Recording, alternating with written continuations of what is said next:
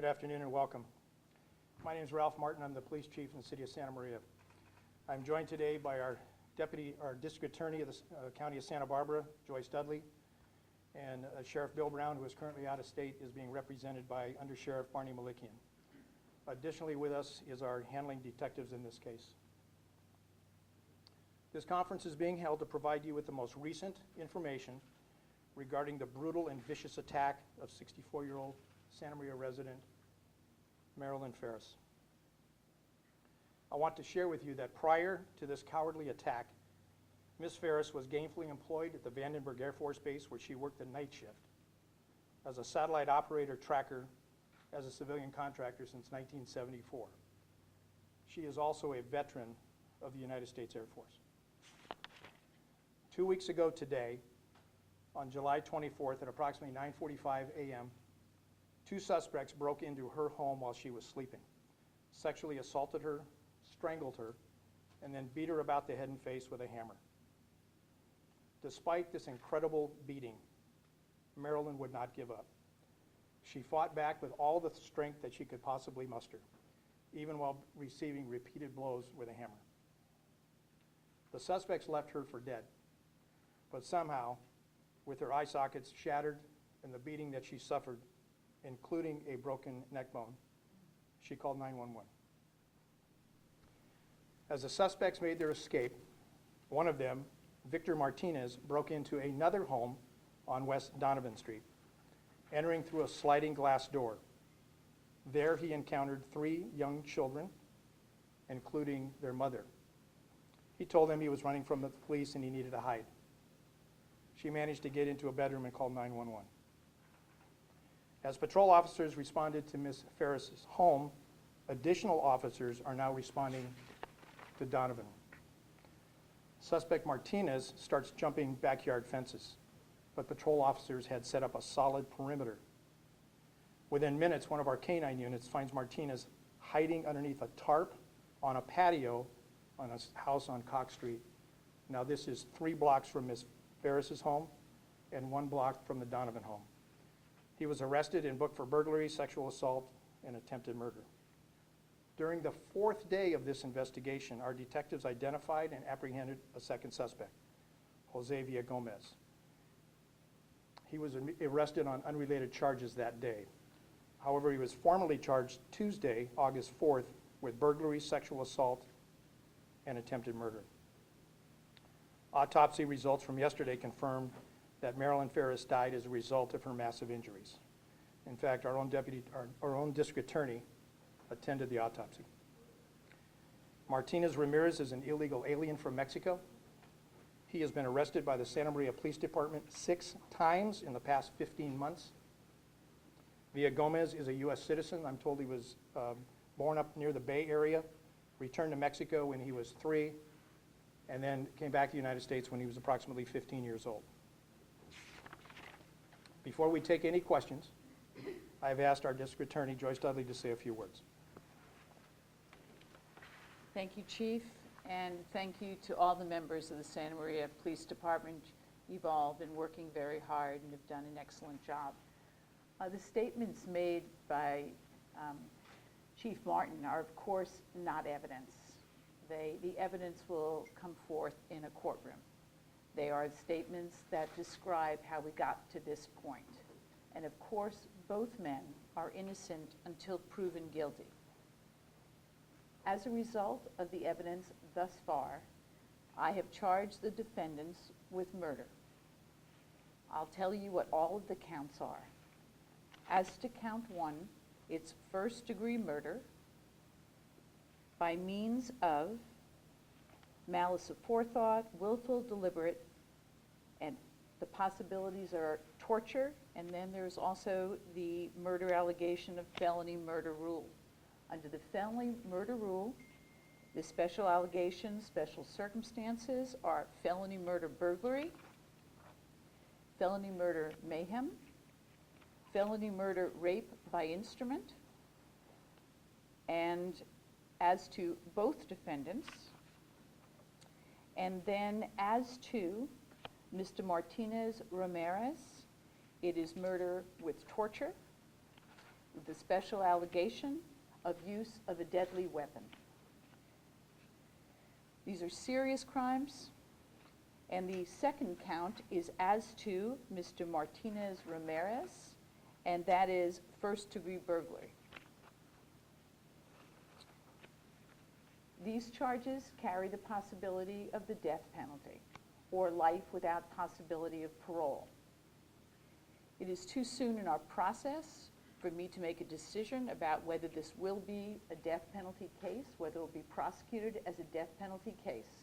But the way it is filed now, there is the option, the two options, of life without possibility of parole or the death penalty. Thank you.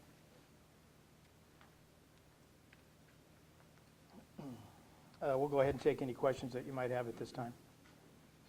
Chief, clearly this is not the first time in the history of the city of Santa Maria that we've had a undocumented illegal immigrant that's been involved in a violent crime. Nonetheless, we see what's happening here. Why is this different than anything that's happened before, or perhaps anything that's going to happen again? Well, Keith, I think I'll preface my remarks by letting you know that I think this is a national issue. I think it starts in Washington, D.C. with this administration that we see and their policies. I think you can draw a direct line over to Sacramento with the policies of, I'm going to say, this governor and the legislature. We've seen AB 109 passed. We've seen Prop 47 pass. And I am not remiss to say that from Washington, D.C. to Sacramento, there's a blood trail into the bedroom of Marilyn Ferris. I hope that answers your question. Well, yeah, I mean, but it's just, we don't expect things to change going forward, certainly for you and your officers. Sounds like you're a little frustrated by it. Well, there is a frustration. A lot of police departments and the sheriff's department. Here's what's happened. You've got the state of California that passed AB 109, okay? So what happens is the state prisons have now emptied out and are forcing all the local sheriffs to take their prisoners. Victor Martinez doesn't have a bed for the county jail in Santa Barbara because we passed Prop 47. Now, if you remember what Prop 47 was, it stated specifically, safe neighborhoods, safe schools. And then at the very bottom, what did it say? Decriminalizes all the possessions for heroin, meth, all of those, and cocaine. So 2 weeks before this murder, Santa Maria police officers arrested him for possession of meth. And you know what we had to do? We had to cite him out. That's the problem with the system. This is not just in Santa Maria. This is all over the state of California and all over the United States. Okay, I'll keep going. You usually do, Keith. You're good. Why was he allowed to leave custody if he had violated his probation based on his reported violation of his probation based on what happened in 2014? Why was he allowed to leave custody of the county? Well, there's so many nuances in the law. Here's the problem. You've got to have these felonies, and he's arrested. He was, I think, the battery charge, and then the possession. And you have to remember that when that law was passed, the sheriff can't keep all these people in his jail because they are misdemeanors. So we can all point fingers locally at each other. ICE can point the finger at the sheriff. They can point it everywhere else. But the reality is it starts at the very top, and it's not going to get fixed until it gets started at the top and reaches the lower levels. When the federal government and the state governments fail to do their job, it falls on the shoulders of local government. We're not equipped to handle it financially. We're not equipped to handle it in our jail system or anywhere else. So we're seeing the brunt of this. Have you heard from anybody in Washington or Sacramento about this case? Crickets. There's been crickets. I haven't heard from anybody. Our city council has been incredibly supportive. Every one of them have called me and supported us. But I haven't heard from any local legislatures. Okay, and then a specific question with regard to the case. Is there any link at all between these folks here and the victim? Any link at all? No, we find no nexus between the two. I think they were burglarizing the house. Any other questions? As far as the 2014 case, this may be for the DA, but I want to know why the felony assault with intent to commit sexual assault was knocked down to the misdemeanor battery, the lack of evidence.